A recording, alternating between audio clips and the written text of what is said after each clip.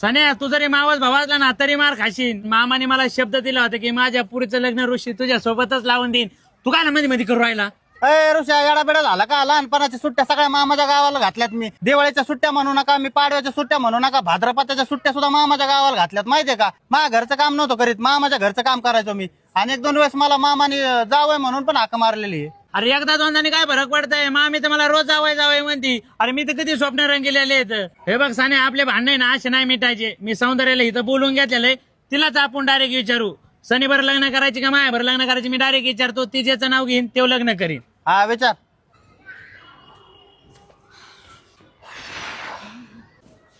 हे कोणी? अरे तुम्ही विचारत होते ना कोणाशी लग्न करणार आहे, कोणाशी लग्न करणार आहे. हा याच्याशी. हा माझा बॉयफ्रेंड. हे सौंदर्य आवर बर का लवकर. अशा फालतू लोकांसाठी माझ्याकडे टाइम नाहीये. तुझं उरकलं ना मग ये तू. अरे मी जाते हा, त्याला राग येईल.